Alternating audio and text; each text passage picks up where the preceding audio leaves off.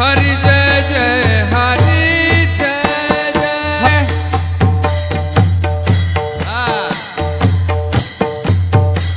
खाली डोला सगळ्यांनी।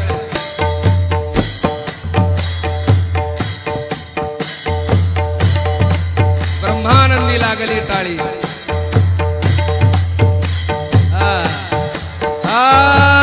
हरि जय जय हरि जय जय हरि जय जय हरि जय।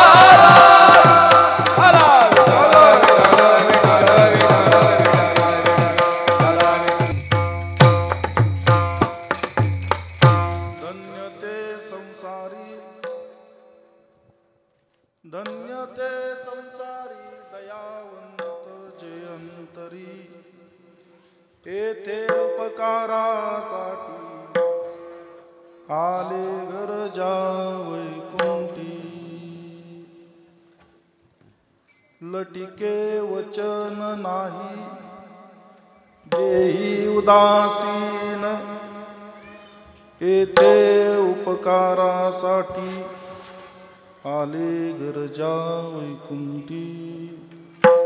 मधुरावाणी ओटी, मधुरावाणी ओटी, तुका म्हणे वाव पोटी, येथे उपकारासाठी आले गरजा वैकुंठी। विठ्ठल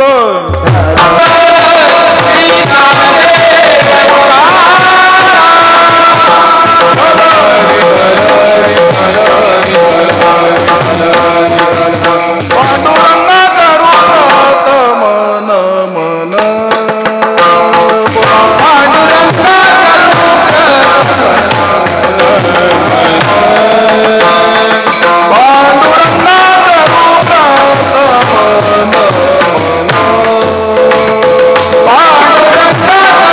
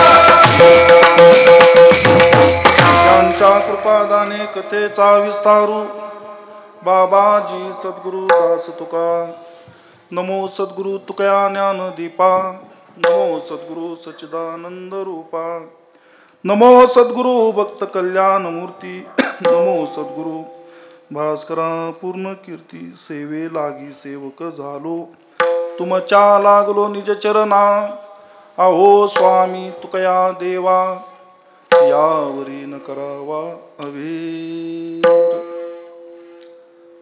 श्री विठ्ठल हृदयात जगद्गुरु संत श्रेष्ठ शिरोमणी श्रीमंत तुकोबराय चैतन्य महाराज आणि या आपल्या दिव्य अभंगातून विश्व कल्याणाकरिता ज्या विभूती या इहलोकी मृत्यूलोकी या संसारामध्ये जन्माला आल्या नावा रूपाला आल्या त्या विभूतींचं अर्थात संत महात्म्यांचं मोठ्या गौरवाने वर्णन करतात. विठ्ठल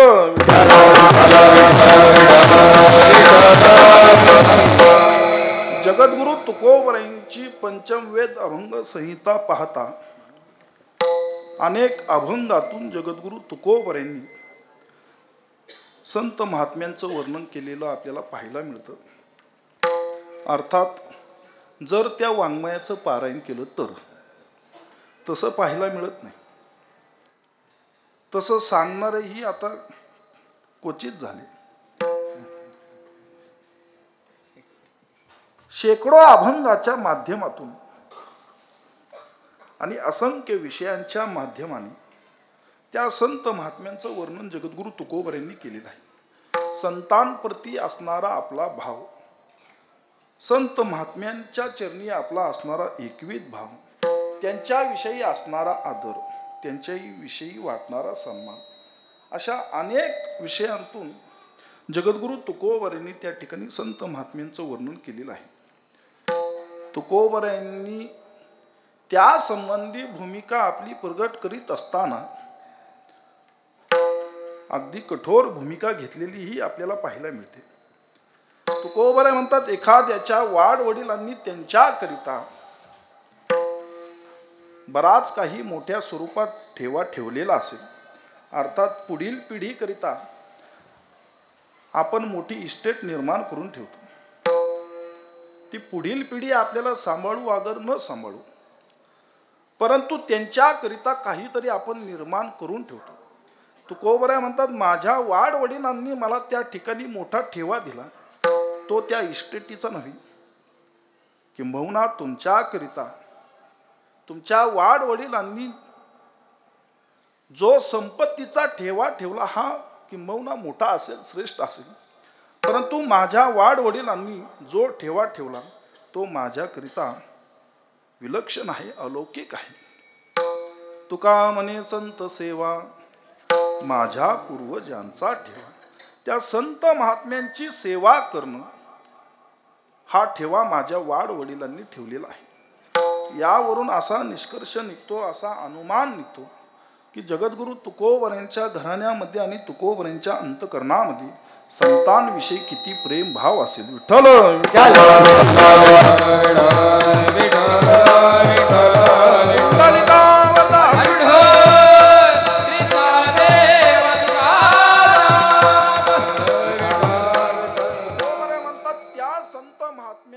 या विश्वावर या जगतावर एवढं उपकार आहे की त्यांच्या उपकारातून आपण एक अंश देखील उत्तरायी होऊ शकत नाही. भले आपला देह त्यांच्या चरणी समर्पित केला तरी तुका म्हणे काय होऊ उत्तरायी ठेवितो हा पायी जीव थोडा, असा अगाध महिमा त्या संत महात्म्यांचा आहे.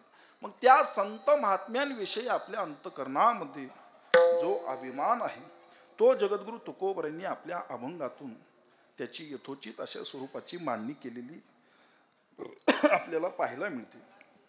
मग ज्या अभंगातून तुकोबरायांनी वर्णन केलं ते अभंग सामान्य नव्हे महाराज.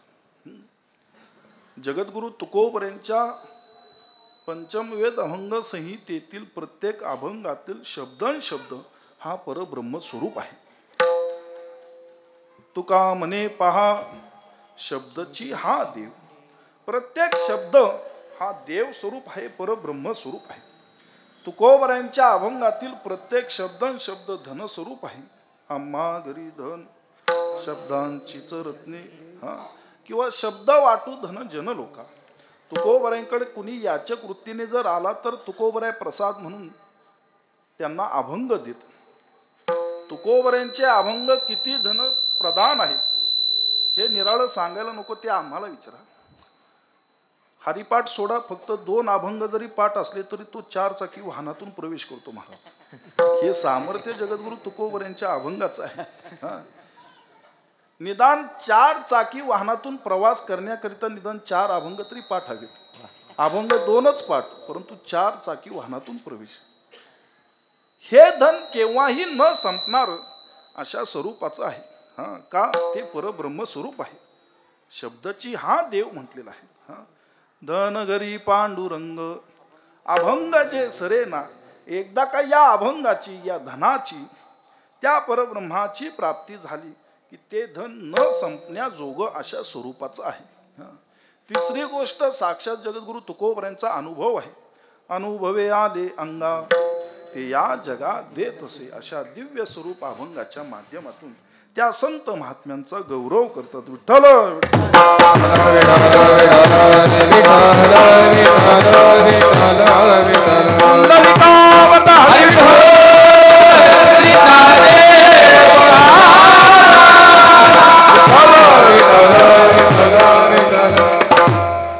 मग तुकोबराय म्हणतात धन्य ते संसारी.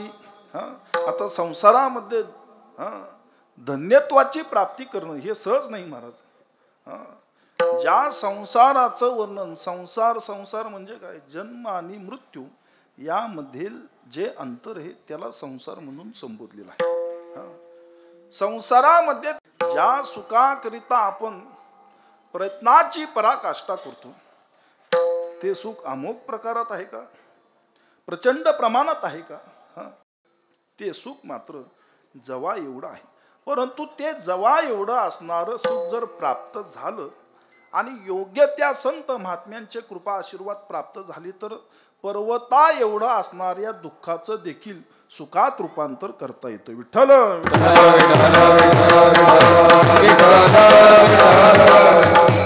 याकरिता संत महात्म्यांना शरण जाणं आवश्यक आहे. साधू संता शरण जाऊ मनोभावे म्हटलेलं आहे. मनोभावाने त्या संत महात्म्यांना शरण जावं. कारण का संत महात्म्यांच्या सानिध्यामध्येच आपला उद्धार आहे, आपला उत्कर्ष त्या ठिकाणी साधला जाणार आहे. सर्व प्रकारची सुख ही संतांच्या सानिध्यामध्येच प्राप्त होतात. सर्व सुखे आजी येथेची ओढली संतांची देखील चरणांबुजे. संतांच्या फक्त चरणाचं दर्शन जरी झालं तरी सर्व सुखाची अनुभूती आहे. एवढंच नव्हे, सर्व सुखाची का?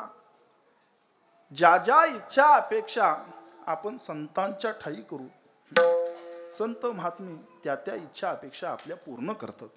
ज्यांचा जन्म परोपकाराकरिता आहेत ते संत महात्मे इच्छा का पूर्ण करणार नाही? त्या संतांच्या ठाई प्रचंड अशा स्वरूपाचं सामर्थ्य आहे. सोन्याचे पर्वत करविती पाषाण अवघे रानोरान कल्पतरू. अवघा भंडारा पर्वत जगद्गुरु तुकोबरायांनी सोन्याचा केला महाराज. आपल्याला 1 तोळा घेईना घेता येईना. तुकोबरायांनी अवघा पर्वत सोन्याचा केला, परंतु सिद्धांत आपल्या पदरी खूप सुंदर टाकला. परिया दुर्लभ विठोबाचे पाय ते ते उपाय सरीजे. ऐसा अगाध महिमा संतांचा आहे. ऐसा संतांचा महिमा झाली बोलायाची सीमा नव्हे. हा सामान्य महिमा संतांचा. या संतांचे देणे कल्पतरुहुनी दुनी परिसा आघात देणे चिंतामणी ठेंगणा. जो मनातली अंतकरणातील चित्तातील चिंता हरण करतो तो चिंतामणी, परंतु तो देखील त्या ठिकाणी ठेंगणा होतो, अर्थात लहान होतो. असं सामर्थ्य संतांच्या ठाई आहे.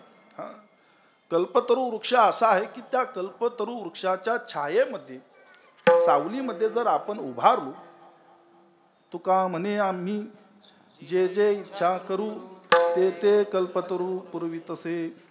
फक्त अंतकरणामध्ये इच्छा निर्माण व्हावी, लगोलग क्षणाचाही विलंब न लागता त्या ठिकाणी तो कल्पवृक्ष आपली इच्छा पूर्ण करतो. परंतु कल्पवृक्ष देखील त्या ठिकाणी अपुरा पडतो, कमी पडतो. एवढं सामर्थ्य संतांचं आहे. म्हणून तुकोबराय म्हणतात, अहो अशा संत महात्म्यांची भेट जरी झाली तरी आपल्या भाग्याचा उदय आहे. भाग्याचा उदय ते हे जोडी संत पाय, किंवा उजळले भाग्य आता अवघी चिंता वारली. इथं मोठी गंमत आहे.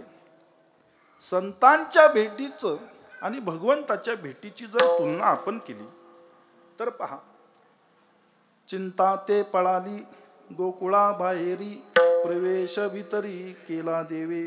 ज्या वेळेस भगवंताची प्राप्ती होती, या देहरूपी गोकुळामध्ये तो भगवान परमात्मा प्रविष्ट होतो, त्यावेळेस त्या अंतकरण स्थित असणारी चिंता ही पळून जाते. परंतु महाराज, प्रश्न असा निर्माण होतो, जी पळून जाते ते केव्हाही येऊ शकते. विषय आपला चिंतेचा चाललाय नाही का? जी पळून जाते चिंता ती पुन्हा येऊ शकते. परंतु संत महात्म्यांच्या सानिध्यामध्ये, त्यांच्या सहवासामध्ये असं नाही. उजळले भाग्य आता अवघी चिंता वारली म्हटलेलं आहे. अवघ्या स्वरूपाची, अवघ्या प्रकाराची चिंता ही वारली जाते, आणि जी वारली जाते ती पुन्हा येऊ शकत नाही. असा आघात महिमा संत भेटीचा आहे, संत सहवासाचा आहे. म्हणून तुकोबराय म्हणतात, भाग्य उदयाला येतं, भाग्य उजळलं जातं, पुण्य फळायला येतं. असा महिमा त्या संत महात्म्यांचा आहे. अजून संदेह वाटत असेल तर तुकोबरायांचं प्रमाण आहे. पुण्य फळले बहुता दिसा, पुण्य फळले बहुता दिसा, पुण्य फळले बहुता दिसा, पुण्य फळले बहुता दिसा. भाग्य उदयाचा ठसा, भाग्य उदयाचा ठसा, भाग्य उदयाचा ठसा, भाग्य उदयाचा ठसा. झालो सन्मुख तो कैसा, झालो सन्मुख तो कैसा, झालो सन्मुख तो कैसा, झालो सन्मुख तो कैसा. संत चरणी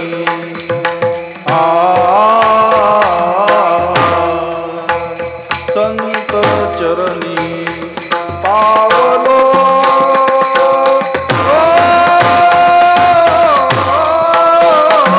आजी पिटले माझे कोडे, आजी पिटले माझे कोडे. संत चरणी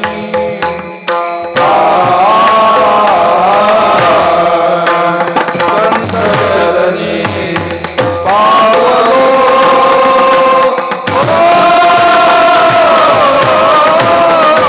आजी पिटले माझे कोडे, आजी पिटले माझे कोडे. पुण्य फळले बहुता दिसा, भाग्य उदयाचा ठसा. झालो सन्मुख तो कैसा, संत चरणी पावलो. आजी पिटले माझे कोडे, भव दुःखाचे साकडे. कोंदाटले पुढे परब्रह्म सावडे. असा महिमा त्या संत महात्म्यांचा आहे. मग त्यांचं वर्णन करतात की धन्य ते संसारी. या संसारामध्ये ते संत महात्मे धन्य आहेत. आता सहज धन्यत्वाची प्राप्ती या संसारामध्ये होत नाही. संसार हा सोपा नाही महाराज. या संसारामध्ये जे विषय आहेत, जे विकार आहेत, त्या संसारामध्ये आल्याबरोबर सर्वांना ते विषय विकार काबीज करतात, अधिकृत करतात, आपल्या अंकित करतात. वास्तविक त्या विषयांना, विकारांना आपण अंकित केलं पाहिजे, परंतु आपण त्यांच्या अंकित होतो. मग नाना विषयांच्या आहारी आपण पडलो की पहा प्रश्नचिन्ह आहे बघा.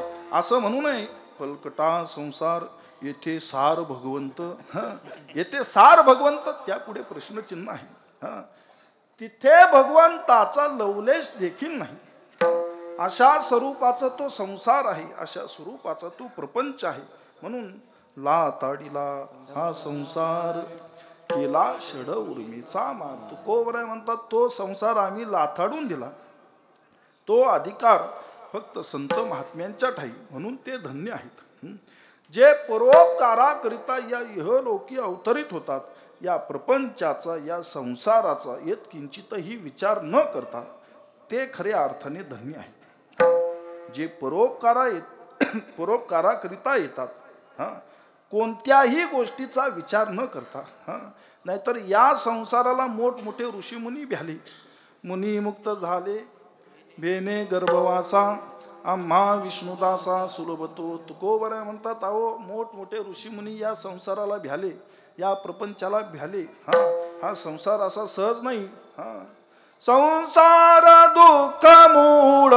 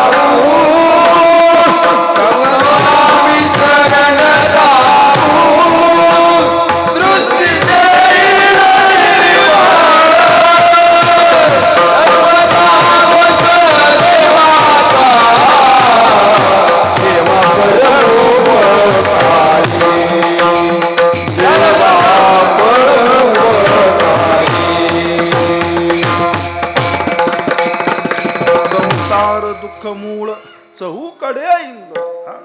दुःखाचं मूळ म्हटलं की संसार. मग अशा दुःखरूपी संसारामध्ये भगवंताची प्राप्ती कशी होईल, नाही का? त्याकरिता संतांचा सायास करावा. म्हणून अशा संत महात्म्यांचा गौरव जगद्गुरु तुकोबरायांनी केला. धन्य ते संसारी अशा जर्जर दुःखरूप विषयाने आसक्त झालेला तो संसार, विकारांनी ग्रासलेला संसार. त्या संसारामध्ये स्वतःहून अवतार घेतात. कशाकरिता? परोपकाराकरिता. एवढंच नव्हे, देह कष्टविती परोपकारे. परोपकाराकरिता एखाद्या वेळेस आपण एखाद्या मनुष्याला सहाय्य करू, मदत करू, आपल्या आयुष्यातील काही क्षण त्याला देऊ करू. परंतु त्याच्याकरिता स्वतःचा देह झिजवण्याचं सामर्थ्य आपल्या ठाई नाही. तो अधिकार फक्त संतांच्या ठिकाणी आहे. देह कष्टविती परोपकारे जगाच्या कल्याणा. एवढा कळवळा त्या संत महात्म्यांच्या ठाई आहे. म्हणून तुकोबर म्हणतात धन्य ते संसारी. खऱ्या अर्थाने ते धन्य आहेत. त्यांच्या ठाई असणारी उदारता, त्यांच्या ठिकाणी असणारी नम्रता, त्यांच्या ठिकाणी असणारी लीनता, त्यांचेच 2 अभंग पाठ असणारे महाराज अहंकाराने मिरवतात. परंतु त्या संत महात्म्यांच्या ठाई येत किंचितही अहमपणा नाही. जे जे विषय, एक लक्षात घ्या, संतांच्या सामोरे विषय निर्माण झाले नाही, विकार निर्माण झालेले नाही अशातला भाग नाही, परंतु त्या विषयांवर, त्या विकारांवर लीलया संत महात्म्यांनी मात केलेली आपल्याला पाहायला मिळते. विठ्ठल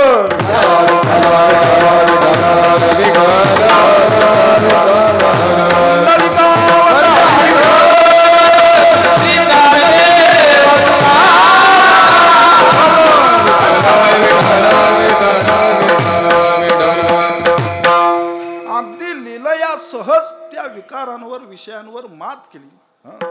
त्याचं कारण आहे, ज्या भगवंताची उपासना संत महात्मे आपल्याला करायला सांगतात, त्या भगवंताच्या नामाचं सामर्थ्य संतांच्या ठाई होतं. त्या नामामध्ये एवढं प्रचंड सामर्थ्य आहे की त्या भगवंताला देखील ठाऊक नाही. तुझ्या नामाचा महिमा तुझं न कळे वेग श्यामा, तुका म्हणे आम्हा जन्म गोड यासाठी. मग त्या नामाच्या साह्याने, त्या नामाच्या प्रतापाने या विषयांवर आणि विकारांवर सहज मात केली. काम क्रोधा नाही चाली, भूती झाली समता. कुठल्याही विकारांना आपलं अधीन केलं नाही, त्यांना अंकित केलं, त्यांच्यावर अधिकार त्या ठिकाणी संत महात्म्यांनी गाजवला. म्हणून पहा, या विश्वाचा प्रपंच संत महात्मे करीत असताना संतांच्या ठिकाणी कधीही दुःख नाही, कधीही निराशा नाही. आजही हजारो लाखो जीव निराशेतून बाहेर पडण्याकरिता ज्ञानेश्वरीचा आधार घेतात, जगद्गुरु तुकोबरांच्या गाथेचा आधार घेतात. एखादा जरी चिंताग्रस्त झाला, त्याने काकड्याचं भजन करावं, चिंतामुक्तच होतो तो, नाही का. आता काकडा करणे हीच मोठी चिंता आहे. ही वास्तविकता आहे, नाही का. परंतु काकड्याचं भजन जो प्रेमाने करण, आनंदाने करण, तो चिंतामुक्तच होतो. चिंता ही त्याला सतावतच नाही. एवढं सामर्थ्य त्या काकड्याच्या भजनामध्ये आहे. परंतु केलं तर कळेल, नाही का. तुका म्हणे इथे भजन प्रमाण विठ्ठल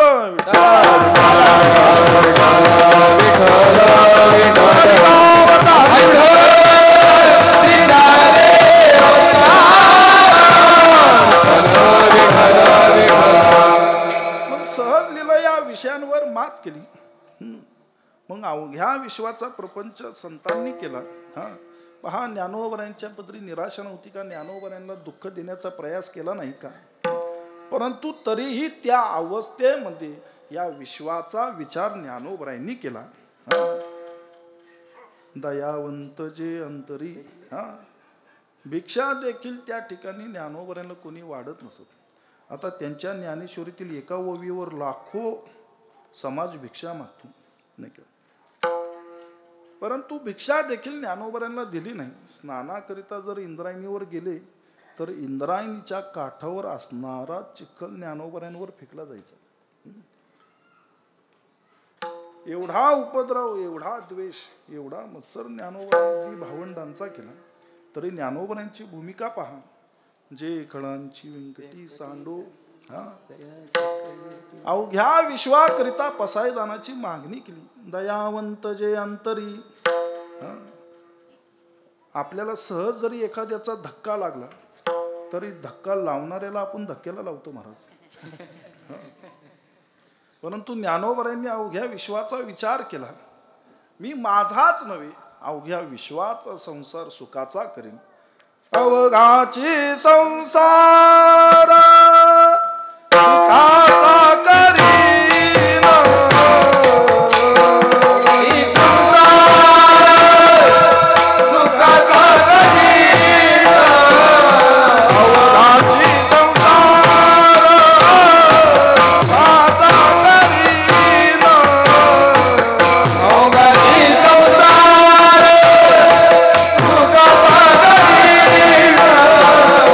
आनंदे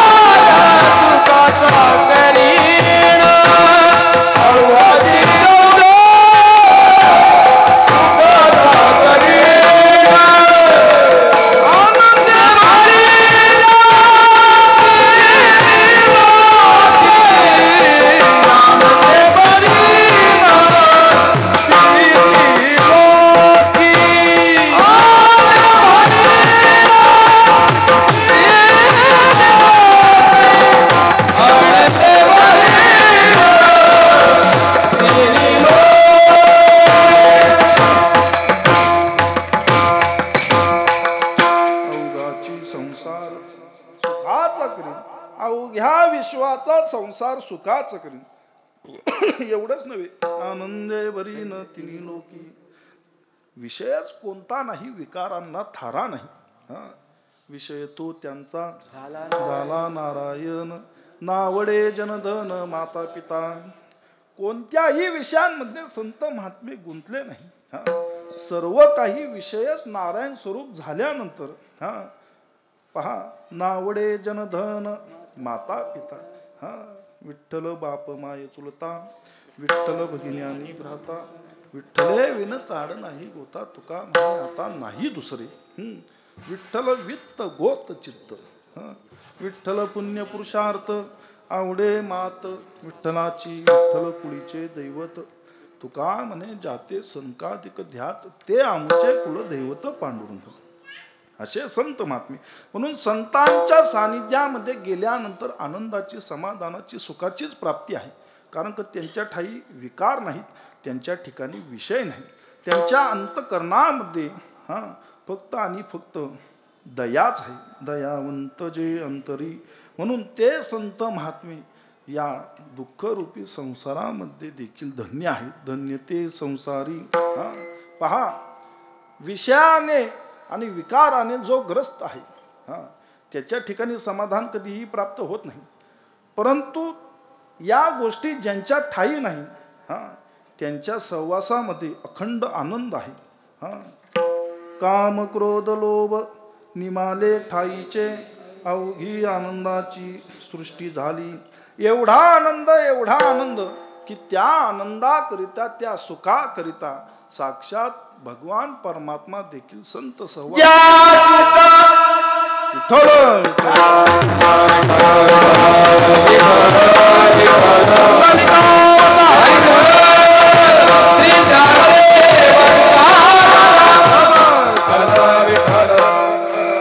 भगवान परमात्मा देखील त्यांच्या सहवासाची आस करतात. त्यांच्या सहवासामध्ये प्राप्त होणाऱ्या सुखाकरिता संतांचे सुख झाले या देवा. म्हणून सेवा करी त्यांची. असा महिमा त्या संत महात्म्यांचा आहे. म्हणून जगद्गुरु तुकोबराय म्हणतात की धन्य ते संसारी. धन्य ते संसारी.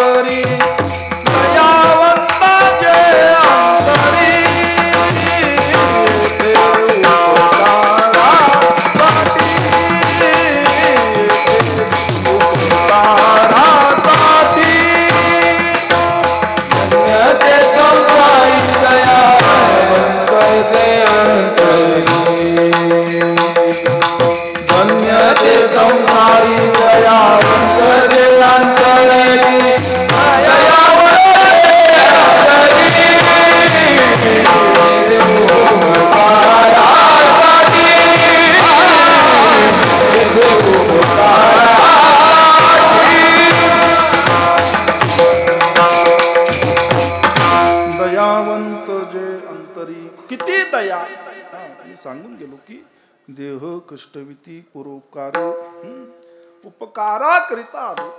म्हणून या लोकी संत महात्मे हे धन्य आहेत. आता संतांचे उपकार पहा, फार दूर जाण्याची आवश्यकता नाही. ज्ञानोबरांनी आपल्याला ज्ञानेश्वरी दिली, हे ज्ञानोबरांचे आपल्यावर उपकारच आहे. हरिपाठ दिला, हे उपकारच आहेत. नामदेवरायांनी गाथा दिला, जगद्गुरु तुकोबरांनी गाथा दिला, हा सहज दिला नाही महाराज. काही दांभिकांनी जगद्गुरु तुकोबरांनी विश्वकल्याणाकरिता निर्माण केलेला अभंग गाथा इंद्रायणीच्या डोहात बुडवला.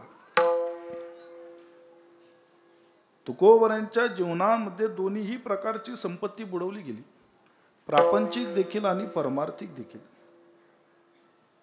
दुष्काळ पडला, अन्न करून लोक मरू लागले. दुष्काळामध्ये तुकोबरांनी गोरगरिबांना रोजगार उपलब्ध व्हावा याकरिता देवाचे देऊळ होते जे भंगले, चित्तासे आले करावे ते.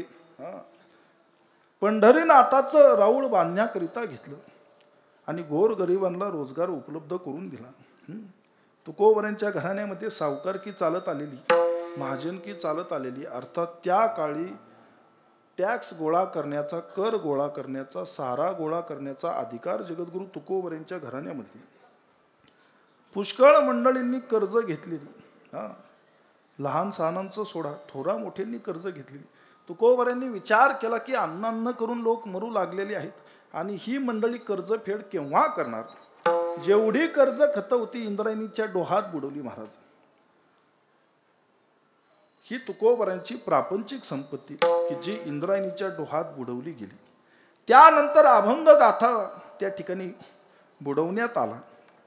तुकोबरांनी आपल्या पुढे आदर्श ठेवला की जीवनामध्ये सायास कोणत्या धनाकरिता असावा, प्रापंचिक धनाकरिता का परमार्थिक धनाकरिता. तुकोबरांनी जो सायास केला तो परमार्थिक धनाकरिता केला. आज एका सप्त्यामध्ये 24 पंक्ती होतात महाराज, नाही का. 8 दिवसाचा असेल, काही 3 दिवसाचे होतात, काही 5 दिवसाचे होतात. हे सर्व संतांचे उपकार आहेत. अर्थात दात्यांना पुण्याची प्राप्ती होती तो भाग निराळा. सर्वात श्रेष्ठ दान हे अन्नदान आहे, कारण की त्या दानामध्ये समाधान आहे. एवढंच नव्हे, अन्नदानी दीर्घायुष्य म्हटलेलं आहे. ज्याला निरोगी आयुष्य जगायचं असेल आणि दीर्घ आयुष्य जगायचं असेल त्याने अन्नदान करावं. एखादा जर पंक्तीला बसला, आग्रह किती जरी केला की नाही अर्धी पोळी घ्या, नाही आता एक घास देखील, आग्रह करणारा जर जास्तच करत असेल तर बसलेला त्याचा घास घेईल महाराज, परंतु त्या पोळीचा घास घेणार नाही. का? आता पोट भरलेलं आहे, नाही का. आता ढेकर आलेलं आहे. ढेकरे जेवण दिसे साचे. ढेकर आला की ओळखावं आपलं जेवण झालं. काही ढेकर देत जेवतात, नाही का. त्याचा संकेत आहे, ढेकर आला की आता पुरे, नाही का. मग त्यानंतर किती जरी आग्रह केला तरी तो एक घास घेत नाही. आता भूमिदानाचं अधिकार थोर आहे. भूमिदानी राज्य पाळू. भूमिदान केली की राजाचं ऐश्वर प्राप्त होतं. परंतु एकर जरी त्या ठिकाणी दान केला तरी घेणाऱ्याची इच्छा निर्माण होऊ शकते की 1.5 एकर जर प्राप्त झाली असते तर अजून चांगलं झालं असतं. कनकदानी कांती निर्मळू. सोनं दान केलं तर सौंदर्याची प्राप्ती होती. अर्थात काळ्यातला काळा जरी असला तरी तो गोरा होतो. तुम्हाला खोटं वाटत असेल तर मी जायच्या आत मला दान करून पहा, नाही का.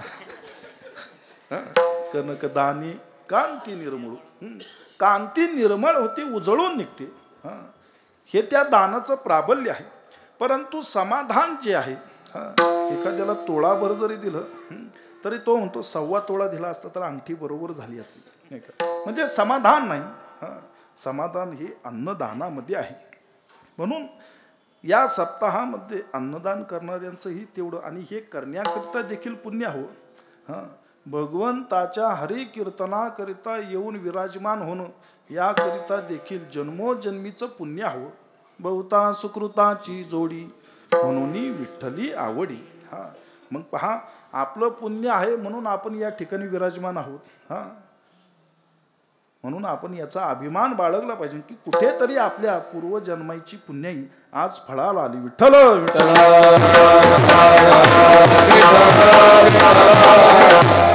मग दोन्हीही प्रकारची धन बुडवली. अट्टहास केला, सायास केला. जे दिव्यत्व केलं ते अभंग गाथेकरिता केलं. परमार्थिक धनाकरिता सायास केला. 13 दिवस अन्न पाण्याचा त्याग करून जगद्गुरु तुकोबरायांनी हे दिव्यत्व आपल्या पदरी घातले. अगदी कुठल्याही प्रकारचा अधिकार न ठेवता. आज एखाद्या गायकाने किंवा एखाद्या कवीने जरी 4 ओळी लिहिल्या तरी त्याचे अधिकार तो स्वतःकडे ठेवतो. त्याची जी काही रॉयल्टी वगैरे मिळेल ती संपूर्ण तो प्राप्त करतो. आज 4,500चा अभंग गाथा आपल्या हाती दिला. कुठलाही अधिकार न घेता. जर महाराजांनी जर तो अधिकार ठेवला असता तर आज आम्हाला इथं येण्याची, कीर्तन सेवा करण्याची गरज पडली नसती महाराज. आम्ही पाटेकर बंधूंना तिथूनच निरोप धाडला असता. तुमच्या सप्ताहामध्ये, तुमच्या सोहळ्यामध्ये किती कीर्तनकार आले आणि त्यातील किती कीर्तनकारांनी तुकोबरायांचे अभंग सेवेकरिता घेतले आणि तुम्ही त्यांना किती दिले त्याच्यातले अर्धे संस्थांकडे पाठवून द्या. विठ्ठल.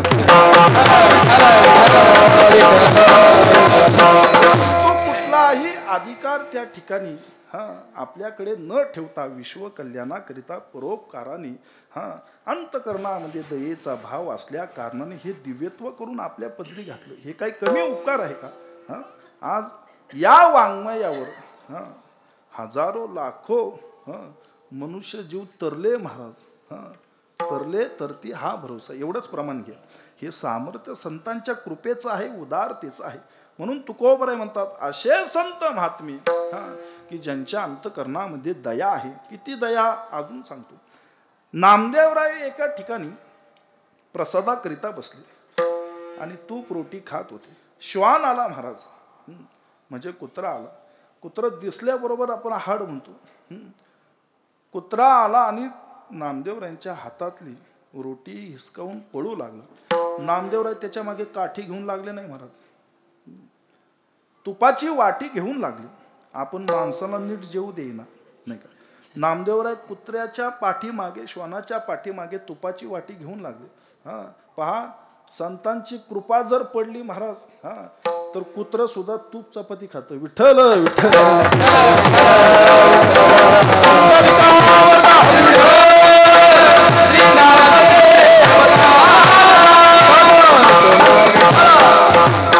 हा अधिकार, हे सामर्थ्य फक्त संतांच्या ठिकाणी. एवढी दया का? तर त्याचं कारण आहे संतांचा जो दृष्टिकोन आहे पाहण्याचा हा विलक्षण आहे. संत महात्मे प्रत्येकामध्ये भगवंतालाच पाहतात. जे जे भेटे भूत तया मानी भगवंत. विठ्ठल जळी स्थळी भरला, रीता ठाव नाही उरला. आज म्या दृष्टीने पाहिला विठ्ठलची. विठ्ठल विठ्ठल विस्तारला जळी, सप्तही पाताळे भरुनी. विठ्ठल व्यापक त्रिभुवनी, विठ्ठल मुनी मानसी. सर्व ठिकाणी तो आणि फक्त तोच आहे. ज्याचा ऐसा अनुभव,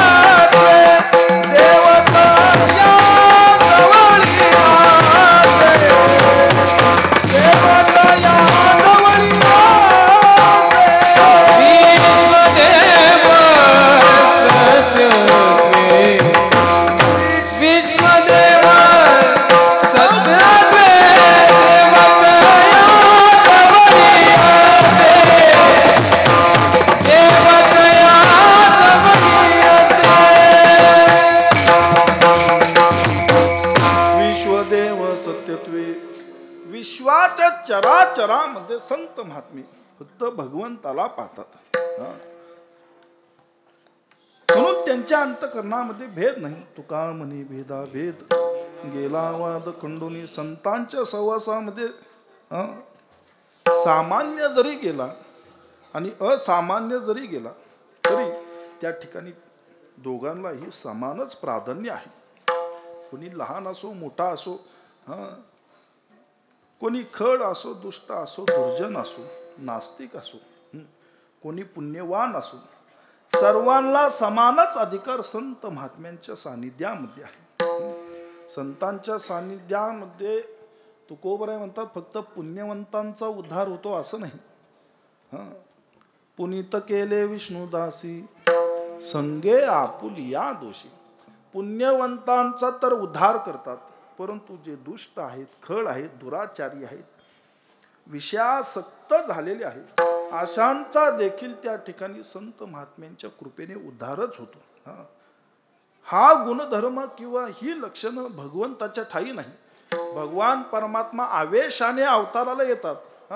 घेऊन या चक्र गदा हाची धंदा करीतो भक्ता राखे पायापाशी, परंतु दुर्जनाशी संवारी म्हटलेला आहे. दुर्जनाचा त्या ठिकाणी भगवान परमात्मा संवार करतात, समूळ उच्चाटन करतात. संत महात्म्यांचं असं नाही. हो का दुराचारी विषयी आस, हो का दुराचारी विषयी आस, हो का दुराचारी विषयी आस, हो का दुराचारी विषयी आस.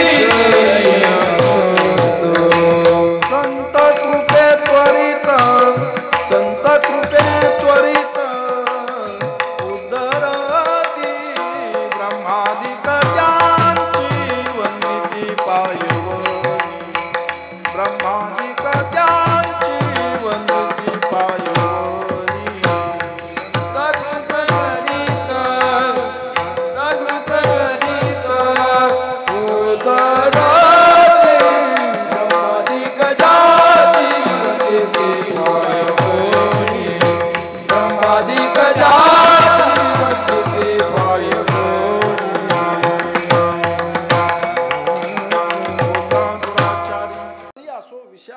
झालेला असो, संत कृपे त्वरित उद्धरती म्हणून धन्य ते संसारी. आता एवढी दया अंतकरणामध्ये असल्याशिवाय या बाबी साध्य होत नाही. दृष्टिकोन हा समतेचा आहे.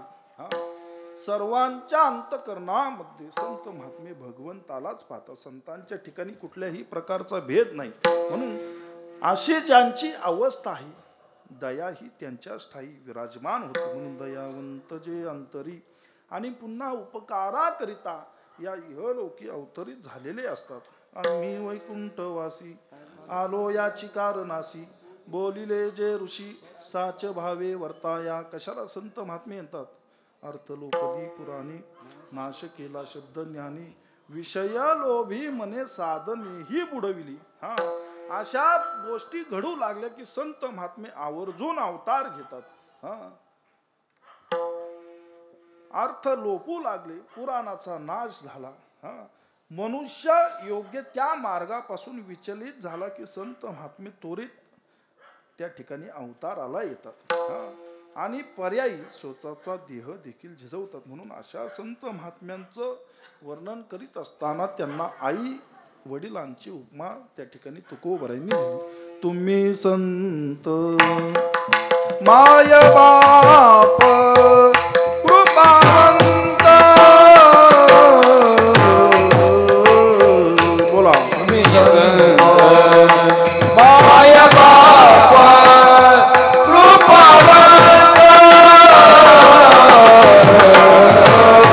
तुम्ही संत माय बाप कृपावंत,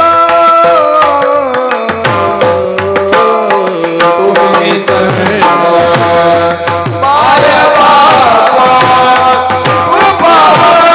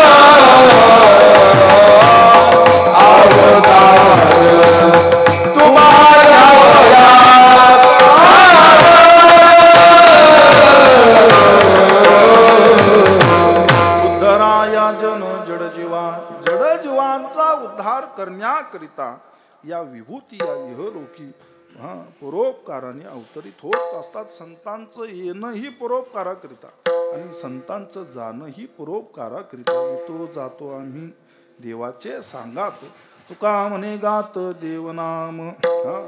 अशी उदार विभूती ही संतांच्या ठिकाणीच ती लक्षणं आपल्याला पाहायला मिळतात. म्हणून तुकोबराय म्हणतात, येथे उपकारासाठी आले घरजा वैकुंठी विठोबा रखुमाई.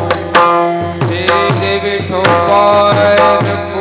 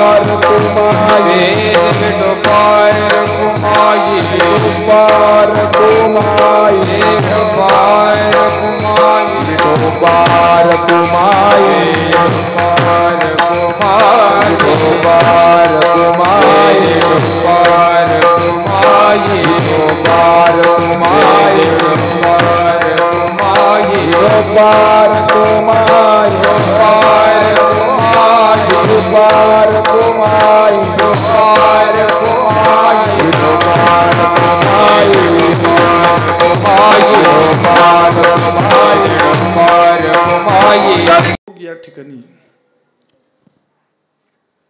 जुळून आलेला आहे. 2 फेब्रुवारीला भगवान श्री गजाननाची त्या ठिकाणी जयंती आहे, अर्थात जन्मदिन आहे. आणि त्याच दिनी अर्थात माघ शुद्ध पंचमी जगद्गुरु तुकोबरायांचा देखील जन्मदिन आहे.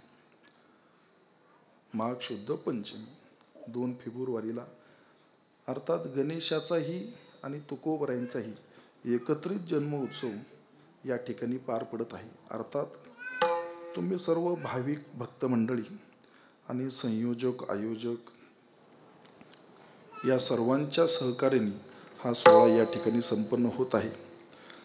जगद्गुरु तुकोबरायांच्या जन्म उत्सवानिमित्त तीर्थक्षेत्री देहू येथे मोठ्या प्रमाणात उत्सव प्रारंभ झालेला आहे.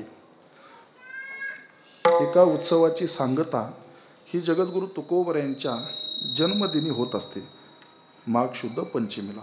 आणि माघ शुद्ध पंचमीलाच तुकोबरायांचा जन्मदिन आणि पुन्हा माघ शुद्ध दशमी तुकोबरायांचा अनुग्रह दिन, जन्मदिन आणि अनुग्रह दिन असा एकत्रित सोहळ्याची सुरुवात पारंपरिक पद्धतीने मुख्य देऊळवाड्यामध्ये होत असते आणि त्याचा काला त्रयोदशीला होत असतो. त्याही पुढे मोठा त्रिवेणी संगम या वर्षी घडून येत आहे. जगद्गुरु तुकोबरायांचं सदेह वैकुंठ गमनाचं हे 375वं वर्ष आहे. अर्थात त्रिशतकोत्तर अमृत महोत्सवी वर्षपूर्ती सोहळा आहे. आणि त्या निमित्ताने तीर्थक्षेत्र देहूमध्ये अखंड त्या ठिकाणी गाथा पारायण असेल, कीर्तन सोहळा असेल, हा 365 दिवस संपन्न होत आहे. अखंड हरिनाम सप्ताहाचं आयोजन, एका सप्ताहाचा काला झाला, महाप्रसाद घेतला की पुन्हा दुसऱ्या सप्ताहाची सुरुवात, असं संपूर्ण वर्षभर उपक्रम तीर्थक्षेत्र देहूमध्ये आहे. आणि दोन्हीही ठिकाणी सुरू आहे. अर्थात मुख्य मंदिरामध्ये आणि जगद्गुरु तुकोबरायांनी जिथून सदेह वैकुंठगमन केलं त्या गोपाळपुरामधून देखील या दोन्हीही ठिकाणी तो उत्सव सुरू आहे. त्याची सांगता येणाऱ्या फाल्गुन वद्य द्वितीयेला अर्थात तुकोबरायांच्या बीजेला त्या ठिकाणी होत आहे. त्याचबरोबर महाराष्ट्रात आणि महाराष्ट्राच्या बाहेर देखील मोठमोठ्या प्रमाणामध्ये त्या ठिकाणी तुकोबरायांच्या त्रिशतकोत्तर अमृत महोत्सवी वर्षपूर्तीचा सोहळा साजरा करत आहेत. महाराष्ट्रामध्ये देखील आणि महाराष्ट्राच्या बाहेर देखील. मग अखंड गाथेचं पारायण असेल, त्या ठिकाणी काकडा असेल, प्रवचन असेल, तुकोबऱ्यांची चरित्रकथा असेल, पुन्हा कीर्तन महोत्सव असेल, जागर असेल आणि ठिकठिकाणी जगद्गुरू तुकोबऱ्यांचे दर्शनाची जी ओढ भाविकांच्या अंतकरणामध्ये आहे ती पूर्ण व्हावी याकरिता तुकोबऱ्यांच्या पादुका देखील काही ठिकाणी हेलिकॉप्टरने जात आहे, काही ठिकाणी जशी जशी व्यवस्था आहे त्या पद्धतीने जात आहे आणि तेथील भाविकांना जगद्गुरू तुकोबऱ्यांचं दर्शन याची देही याची डोळा त्या ठिकाणी प्राप्त होत आहे. असा सोहळा येणाऱ्या चैत्र मासामध्ये गगन बावड्याला गगनगिरी पर्वतावर त्या ठिकाणी संपन्न होत आहे. अर्थात त्रिदिनात्मक तो सोहळा त्या ठिकाणी संपन्न होत आहे. महाराष्ट्रातील हजारो लाखो वारकरी बहुसंख्येने त्या गगनगिरी पर्वतावर आवर्जून उपस्थित राहणार आहे. जगद्गुरू तुकोबऱ्यांचे वंशज, छत्रपती घराण्याचे वंशज, त्यानंतर वारकरी संप्रदायातील जी फड परंपरेतील अधिकार संपन्न घराणी आहेत की ज्यांनी आपले पिढ्यानपिढ्या भगवान पंढरीनाथाच्या चरणी, ज्ञानोबऱ्यांच्या, तुकोबऱ्यांच्या आदी संत महात्म्यांच्या चरणी समर्पित केलेली आहे. असे सर्व मंडळी त्या ठिकाणी आवर्जून उपस्थित राहणार आहे. आणि तुमच्याकरिता कौतुकाचा सोहळा याकरिता की या संपूर्ण सोहळ्याचं नियोजन या पाटेकर बंधूंनी केलेलं आहे. म्हणजे अनंत महाराज असतील, मुकुंद महाराज असतील, नाही तर काय तुमच्या माझ्या परिचयाचा काय संबंध नाही का, परंतु घरचा सोहळा सोडून या ठिकाणी येणं, या गोष्टीचा लाभ प्राप्त झाला या दोन मंडळींमुळे. त्याचं कारणही तसं आहे, वारकरी रत्न आहे आणि पूर्णतः आपलं जीवन जगद्गुरू तुकोबऱ्यांच्या चरणी समर्पित केलेलं ही मंडळी आहे. मृदुंगाची सेवा असेल, भजनाची सेवा असेल, कीर्तनाची सेवा असेल, त्या संयोगाने आपलं योगदान त्या ठिकाणी मंडळी देत असतात.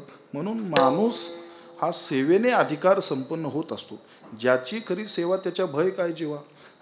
आणि सेवा खरी असली विद्या विनिमय शोभते. जो लहान असतो परंतु सेवेने अधिकार संपन्न असतो त्याच्या पुढे ऐसा भक्ताचा अंकित. भक्त हे अधिकारी असतात नाही का, भगवंताला देखील त्यांच्या पुढे नमावं लागतं. त्यांची सेवा थोर आहे, अधिकार संपन्न आहे. त्यांच्याकरिता घरचा उत्सव सोडून या ठिकाणी यावं लागलं, याचं श्रेय त्यांच्या सेवेला आहे. विठ्ठल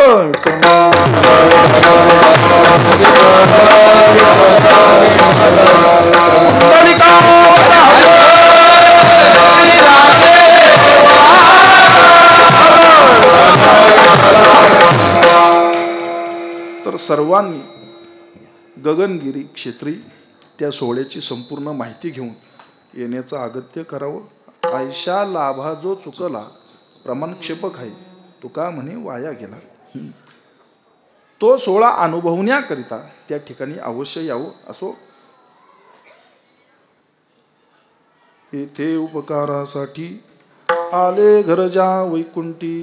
पुन्हा तुकोबराय त्या संत महात्म्यांच्या काही लक्षणांचा विचार करतात की त्यांच्या अंतकरणामध्ये दया आहेत. या इहलोकी या संसारी खऱ्या अर्थाने ते धन्य आहेत, कारण की परोपकाराकरिता या ठिकाणी अवतरित झाले. येथे उपकारासाठी आले. कुठून आले? घरजा वैकुंठी. त्यानंतर त्यांच्या लक्षणांचा विचार करतात. लटिके वचन नाही तेही उदासीन. संतांच्या ठिकाणी असणारी प्रामुख्याने जी लक्षणं असतात ती विशेष असतात. त्यांच्या ठाई लटका भाव नसतो. आता त्यांच्या अभंगावर कीर्तन करणारे देखील लटका भाव आणतात. नाही महाराज, तारीख शिल्लकच नाही, आता काय सांगावं नाही का. असती परंतु त्यामागे अपेक्षा असते. जोपर्यंत त्या अपेक्षाची पूर्तता होत नाही तोपर्यंत तो दिवस आपल्याला प्राप्त होत नाही नाही का. म्हणून त्यांच्या वाङ्मयाची सेवा करणाऱ्यांमध्ये लटका भाव नसेल कशावरून नाही का. तो काही अंश का होईना तो जाणवतो, परंतु संत महात्म्यांच्या ठाई येत किंचितही लटका भाव नसतो. म्हणून लटिके वचन नाही. त्याचं कारण आहे ते सदोती देहावर उदार असतात. देहासंबंधी येत किंचितही त्यांची आसक्ती नसते. आणि जे देहावर उदार असतात. म्हणून तुकोबऱ्यांनी एका ठिकाणी प्रार्थना केली भगवंताकडे, देवा ताईसा करी उपकार, देहाचा विसर पाडी मज. आणि देहावर उदार असतात, देहासंबंधी त्यांची आसक्ती नसती, त्यांना भगवंताच्या शोधात जावं लागत नाही, देवच त्यांच्या शोधात येतात. उदासीनाच्या लागे तुका म्हणे धावे मागे. अवस्था उदास असती, संपूर्णतः भगवंताच्या चरणी त्यांनी देहभाव समर्पित केलेला असतो. सर्व भावे देवासी म्हणून शरण जावे. असो ऐसा कोठे आठवची नाही, देहीच विदेही भोगदशा. आठव नाटव गेले भावा भाव, आठव गेले भावा भाव, आठव गेले भावा भाव, आठव गेले भावा भाव.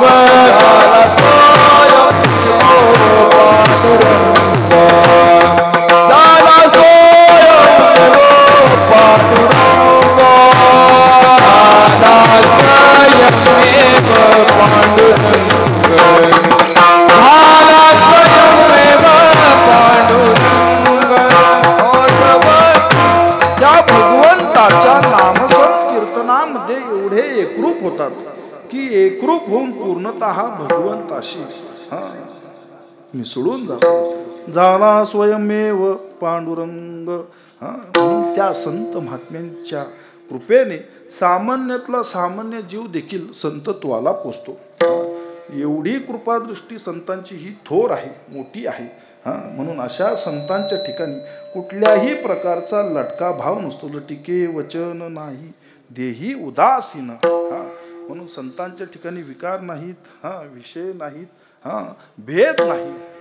अंतकरणामध्ये दया आहे, उदारता आहे, लीनता आहे, नम्रता आहे, करुणा आहे, प्रेम आहे, आपुलकी आहे, जिव्हाळ आहे. ही सर्व लक्षणाने जी विभूती परिपूर्ण होती त्या नाम संत विठ्ठल.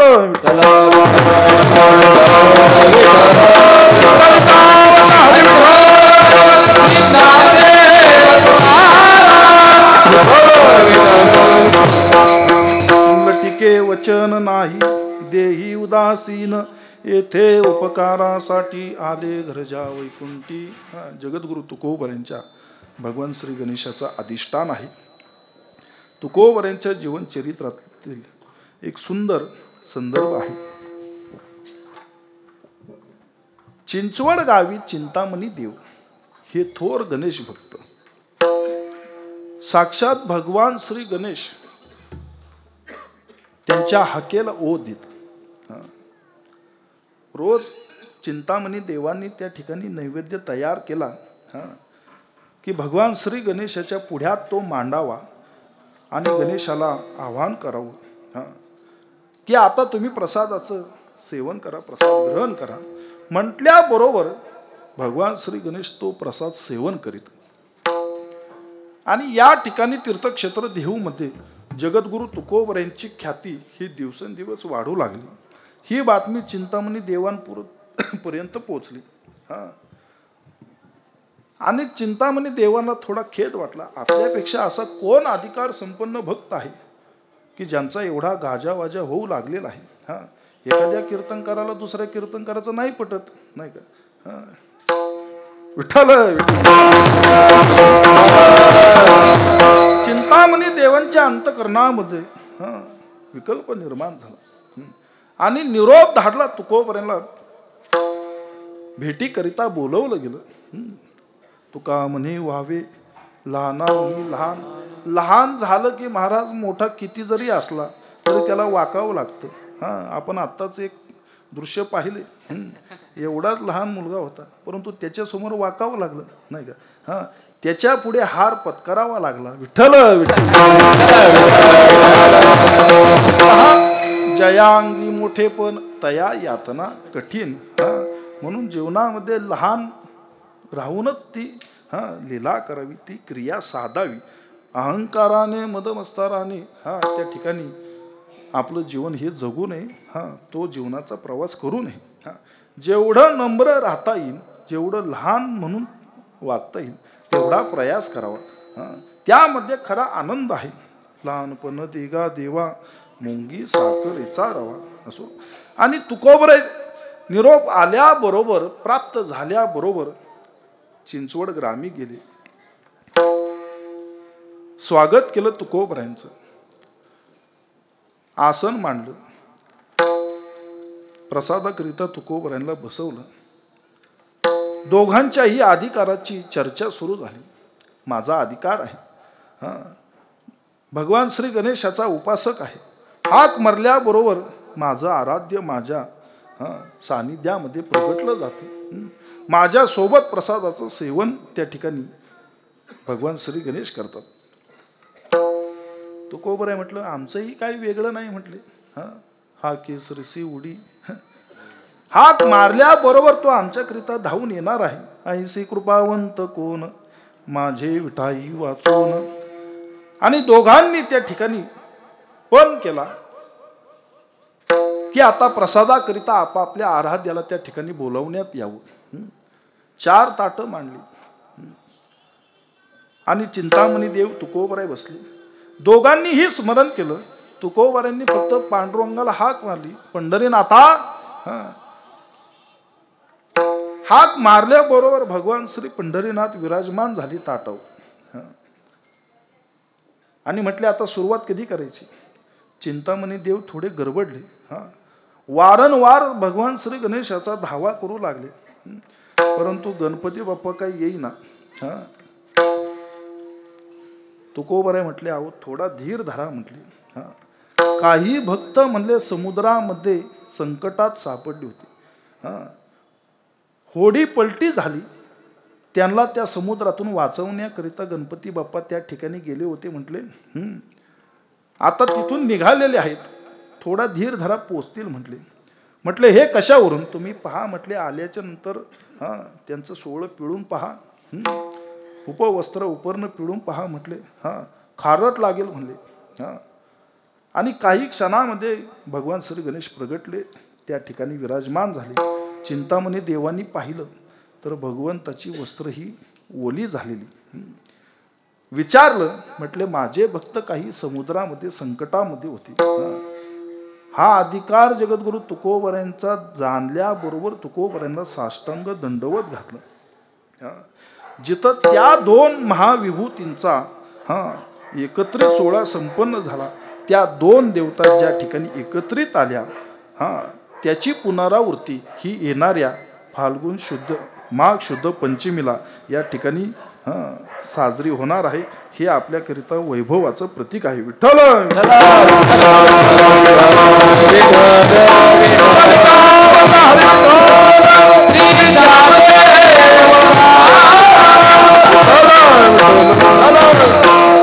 या अगोदर असा कधी योग आला हा माझ्या ऐकिवातही नाही आणि माहितीतही नाही, परंतु येणारी पंचमी ही भगवान श्री गणेशाचा जन्मदिन, तुकोबऱ्यांचा जन्मदिन आणि त्यांच्या दोन्ही उपासकांच्या दृष्टीने, दोन्ही देवतेच्या दृष्टीने एक अविस्मरणीय ठरू शकतो. आपल्याकरिता तो भाग्याचा क्षण आहे. म्हणून येणाऱ्या पंचमीला या दोन्ही त्या ठिकाणी दैवतांचं मनोमन पूजन करून तुमचं नियोजनही अगदी सुंदर आहे. सोहळ्याची सांगता झाल्याबरोबर भव्य दिव्य दिंडी सोहळा देखील आहे. जेवढं आपल्याला त्या ठिकाणी श्रद्धेने सहभागी होता येईल आणि तो भगवंताचा कृपा प्रसाद प्राप्त करता येईल त्याकरिता सायास करावा. विठ्ठल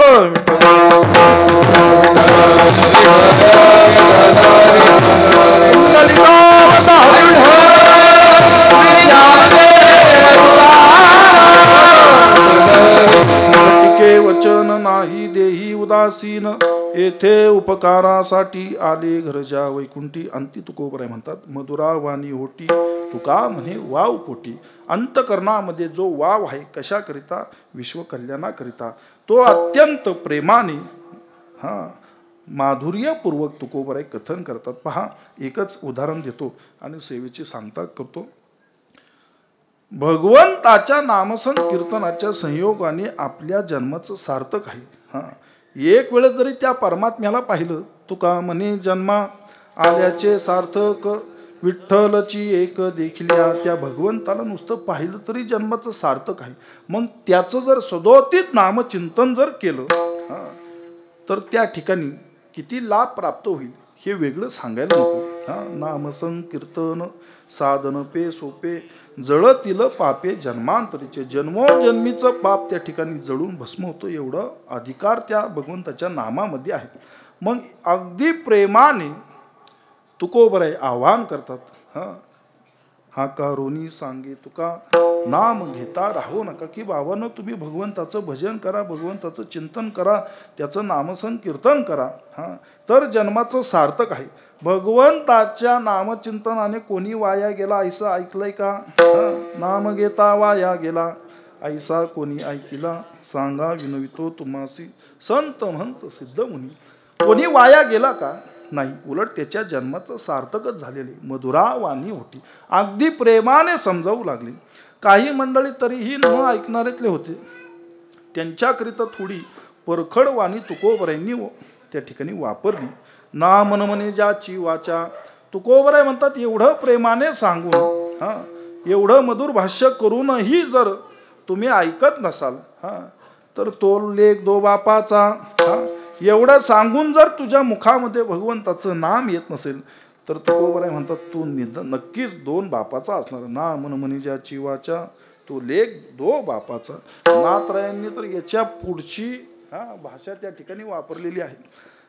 एवढे कठोर आणि तेवढेच मधुर शब्द वापरण्याचं कारण संतांच्या अंतकरणामध्ये आपल्या साठी असणारी दया. दयावंत जे अंतरी येतो कळवळा म्हणून या बुडता हे जन न देखवे डोळा. याकरिता असे असंख्य उदाहरण संत चरित्रामध्ये पाहायला मिळतात. आपलं भाग्य आहे की आपण संतांच्या नंतर जन्माला आलो. निदान आपल्याला संतांची आणि संत वाङ्मयाची सेवा त्या ठिकाणी प्राप्त होत आहे. मोठ्या आनंदाने प्रेमाने संतांचं भजन करा. ज्ञानेश्वर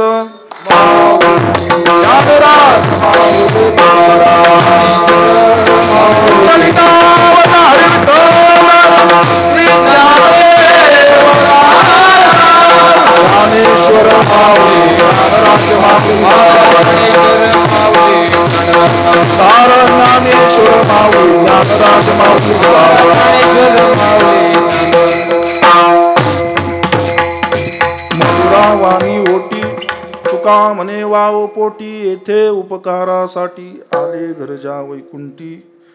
जगद्गुरु तुकोबरायांचं सदैव वैकुंठ गमनाचं त्रिशोत्तरी अमृत महोत्सव वर्ष आहे. सर्वांनी आपापले हात वरती करायचे. जोपर्यंत भजन चालू आहे तोपर्यंत टाळी वाजून जगद्गुरु तुकोबरायांचं मोठ्या प्रेमाने भजन करायचे. मी प्रमाण देऊन गेलो की जात भजन केलं. कोणत्या रूपाने तुकोबराई येऊन आपल्या मस्तकी हात ठेवतील हे सांगता येत नाही. आणि तुकोबरायांच्या भजनाचं सामर्थ्य आहे. तुकाराम तुकाराम तुकाराम तुकाराम तुकाराम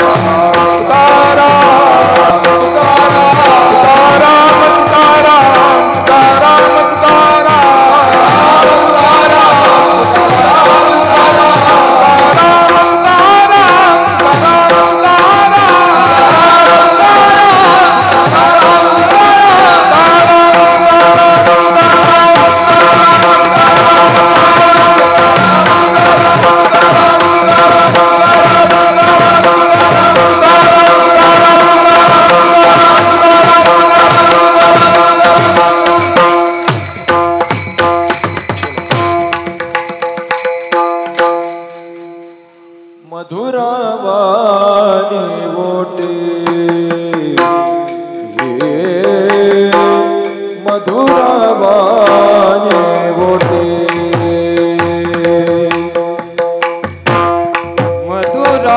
मधुरवाणी बोटे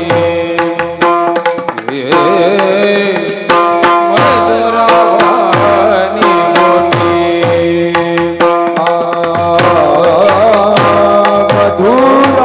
मधुरवाणी बोटे वाणी बोटे मधुरवाणी बोटे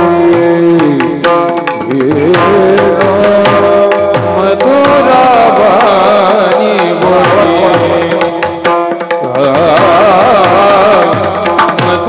मधुरवाणी बोटे तुका म्हणे वाव पोटे तुका म्हणे वाव पोटे येथे उपकारासाठी साठे येथे उपकारासाठी तुका म्हणे वाव पोटे तुका म्हणे वाव पोटे येते उपकारासाठी येते उपकारासाठी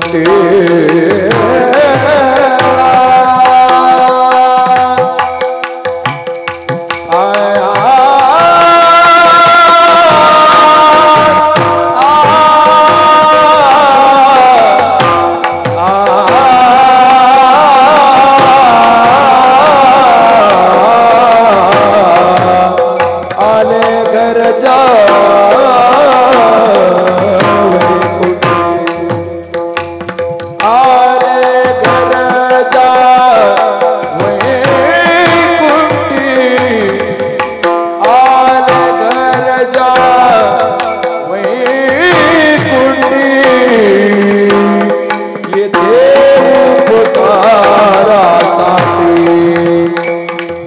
उपकारासाठी येथे उपकारासाठी आले घर जावई कोणती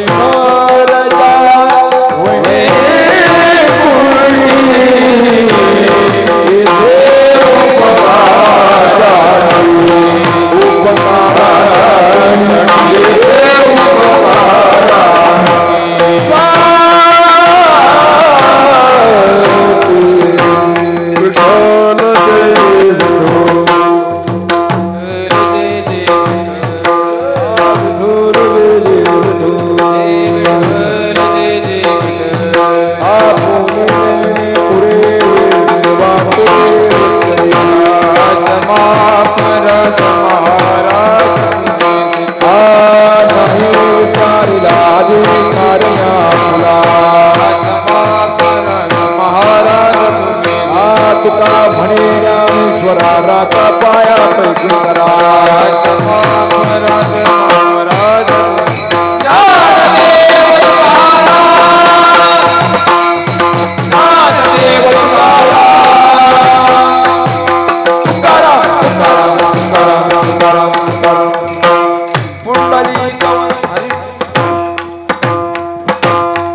दिवसाची कीर्तन रूपी सेवा हरिभक्त परायण श्री पुंडलिक महाराज देहूकर, श्री संत तुकाराम महाराज, जगद्गुरु संत तुकाराम महाराज यांचे 11वे वंशज आणि त्यांच्या कीर्तनाच्या सेवेचा लाभ, त्यांच्या दर्शनाचा लाभ म्हणजेच मूर्तिमंत जगद्गुरु तुकोबारा यांच्या दर्शनाचा लाभ आपल्याला आज इथे उपलब्ध झालेला आहे आणि आपण खरंच भाग्यवंत आहोत. महाराजांनी आज खूप सुंदर अभंग आणि त्याच्यावरचं विवेचनही तेवढंच सुंदर, कारण त्या अभंगाच्या माध्यमातून महाराजांनी आपल्याला सांगितलं खरंच पुण्यवंत असे लोक संसारात आणि ते आपल्यावर परोपकार करण्यासाठी आले. जगद्गुरु संत तुकोबाराय किंवा ज्ञानेश्वर महाराज हे संपूर्ण जगावर परोपकार करण्यासाठीच आले होते. परंतु मंडळी त्याचबरोबर एक गोष्ट इथे प्रकर्षाने सांगावीशी वाटते की आपले वाडवडील ज्यांनी हे या सप्ताह रूपाचं, हे अखंड हरिनाम रूपाचं एवढंसं बीज लावलं होतं आणि त्याचा आज वेल गगनापर्यंत गेलाय. त्यामध्ये माझे परमपूज्य काकाश्री श्री दत्तात्रय गोसावी असतील, माझे पिताश्री बालकनाथ गोसावी असतील, विठ्ठल नाना वाळेकर असतील, गाढवे काका असतील, रमेश गवळी असतील, डेरे काका असतील, असे आपले जे सगळे वाडवडील आहेत त्यांनी आपल्यावर केलेला हा अनंत उपकार आहे आणि म्हणून ते धन्य संसारी आपले वाडवडील. आणि त्यांच्या या प्रसाद रूपाने आपल्याला हा सगळा अखंड हरिनाम सप्ताहाचा आनंद घ्यायला मिळतोय. आज जगद्गुरु संत तुकोबारायांना वैकुंठ सदेह वैकुंठ जाऊन 375 वर्ष होत आलेली आहेत. जगद्गुरु संत तुकोबाराय सदेह वैकुंठाला गेले यात शंकाच नाही. पण मंडळी एक गोष्ट इथे प्रकर्षाने सांगावीशी वाटते, ती म्हणजे संत तुकाराम महाराजांची गाथा असेल, ज्ञानेश्वरांची माऊली ज्ञानेश्वरांची ज्ञानेश्वरी असेल, या महान संतांनी जे काय वाङ्मय करून ठेवलं आणि त्या वाङ्मयाचा आनंद घेण्यासाठी हा जो अखंड हरिनाम सप्ताह आपण दररोज इथे फार मोठ्या आनंदामध्ये अनुभवतोय, स्वतःचं देहभान इथे विसरून जातोय, यापेक्षा वेगळं वैकुंठ असूच शकत नाही. आणि हेच ते वैकुंठ महाराजांच्या रूपाने आजही अविरत सुरू आहे आणि अविरत सुरू राहणार आणि तेच पुढे नेण्याचं काम हा आपला संप्रदाय करतोय, वारकरी संप्रदाय. म्हणून वारकरी संप्रदाय ही संस्कृती आहे, हा कुठला लिमिटेड पोर्शन नाही आहे. तर या ठिकाणी आज महाराजांनी आपल्याला खूप उपकृत केलं, त्याबद्दल मंडळाच्या वतीनं महाराजांचं शतशः धन्यवाद. यापुढे कालाजागर हनुमान संप्रदाय भजन मंडळ वांद्रापाडा अंबरनाथ यांचं होईल. त्याचबरोबर आज जे रक्तदान शिबिर करण्यात आलं त्या रक्तदान शिबिरामध्ये सुमारे 57 व्यक्तींनी रक्तदान केलेलं आहे. त्यांचं मंडळाच्या वतीनं शतशः मंडळ ऋणी आहे त्याच्यासाठी. त्याचबरोबर या ठिकाणी उद्याच्या कार्यक्रमामध्ये दिनांक 1 फेब्रुवारी 2025 रोजी सकाळी महागणपती अभिषेक यज्ञ होणार आहे. त्यासाठी जेवढ्या जोडप्यांना उपस्थित राहता येईल त्यांनी उपस्थित राहावं. मंडळाच्या वतीने त्यांची पूर्ण सोय करण्यात आलेली आहे. त्याचबरोबर दुपारी 1 वाजता पंचकोशाधारित गुरुकुलतर्फे अथर्व शीर्षाचं पठण या ठिकाणी आयोजित केलं आहे. त्यानंतर दुपारी 2 ते 4 भजन, ज्याच्यामध्ये दत्तकृपा महिला भजनी मंडळ दत्तनगर, सत्वशील महिला भजनी मंडळ हनुमान मंदिर खुंटवली यांचं होईल. त्यानंतर सायंकाळी हरिपाठ, त्याचबरोबर रात्री 9 ते 11 गुरुवर्य भारती साप्रदास हरिभक्तपरायण एकनाथ महाराज वाडीकर, हरिभक्तपरायण एकनाथ महाराज वाडीकर यांचं सुश्राव्य असं कीर्तन होणार आहे. आणि सगळ्यात महत्त्वाची सांगायची गोष्ट की आपल्या ह्या अखंड हरिनाम सोहळ्याचा जे काही आपण वर्षानुवर्ष किंबहुना आपण जरी गेलो तरी आपल्या पुढच्या पिढ्या ते हा अखंड हरिनाम सोहळा कसा झाला होता, हे 46वं वर्ष कसं झालं होतं, हे आनंदाने आणि त्याचा आनंद गेले पुढचे कित्येक वर्ष उपभोगू शकतात असं या सोहळ्याचं चित्रीकरण केलं जातं आहे. आणि ते चित्रीकरण वाडीकर महाराज यांच्या यूट्यूब चॅनलमार्फत केलं जातं आहे आणि ते सगळ्यांसाठी उपलब्ध राहणार आहे. त्यांचा सगळ्यांनी आनंद घ्यावा. त्याचबरोबर उद्या रात्री जागर असेल. जय भवानी माता भजनी मंडळ हबप रघुनाथ महाराज लोटे. तसेच आपल्या परिसराच्या जवळील श्रीकृष्ण वारकरी सेवा मंडळ येथे अखंड हरिनाम सप्ताह दिनांक 2 फेब्रुवारी ते 5 फेब्रुवारी या कालामध्ये आयोजन करण्यात आलेलं आहे. तेथील हबप भीमराव महाराज हंडे, त्याचबरोबर हरिभक्तपरायण नितीन महाराज सुकरे, त्याचबरोबर हरिभक्तपरायण स्वामी दीनानाथ महाराज शास्त्री यांची कीर्तनरूपी सेवा आहे. त्याचा सर्वांनी लाभ घ्यावा. आणखी महत्त्वाचं, उद्या आपल्या श्री गणरायाचा जन्मोत्सव आहे आणि तो सकाळी 10 ते 12 या वेळामध्ये साजरा करण्यात येणार आहे. त्याकरिता जेवढे भजन मंडळ असतील ह्या सर्व भजन मंडळांनी सकाळी 10 ते 12 या वेळामध्ये तयारीनिशी जन्मोत्सव मोठ्या जल्लोषामध्ये साजरा करण्यासाठी यायचा आहे. आणि हा अखंड हरिनाम सप्ताह अशा प्रकारे जो अविरत चालू राहिलेला आहे, याचं हे 4थं तपपूर्तीच्या दिशेने चाललेली वाटचाल पुढच्या येणाऱ्या 48व्या वर्षी म्हणजे 4थं तपपूर्तीचा जो वर्ष असेल ते इथे फार मोठ्या दिमाखामध्ये आणि डौलामध्ये साजरं करण्यात येणार आहे. याची सगळ्यांनी नोंद घ्यायची आहे. त्याचबरोबर महिलांसाठी उद्या हळदी कुंकवाचा कार्यक्रम आयोजित केला आहे. मोठ्या संख्येने इथे हजर राहायचं आहे. आता महत्त्वाचा भाग, एकच दिवस उगवला आणि कुठं गायब झाला. परवा आलो होतो मी आणि एकच दिवस बोललो आणि गायब नाही झालो. तर महाराष्ट्र कामगार मंडळ म्हणजेच गव्हर्नमेंटतर्फे महाराष्ट्र कामगार कल्याण मंडळातर्फे राज्यस्तरीय भजन स्पर्धेचं आयोजन नाशिक येथे करण्यात आलं होतं. त्या भजन स्पर्धेसाठी मी गेलो होतो. ज्या भजनाची जी मुख्य गायिका आहे ती माझी पत्नी म्हणजेच श्री बालकनाथ महाराज गोसावी यांची सूनबाई रेणुका भरत गोसावी. आमच्या मंडळाचा या ठिकाणी राज्यामध्ये 3रा क्रमांक मिळाला. त्याबद्दल मंडळाच्या वतीनं त्यांचं कौतुक आणि आपल्या सर्वांच्या आशीर्वादाने हे होऊ शकलं. धन्यवाद. चहा घेतल्याशिवाय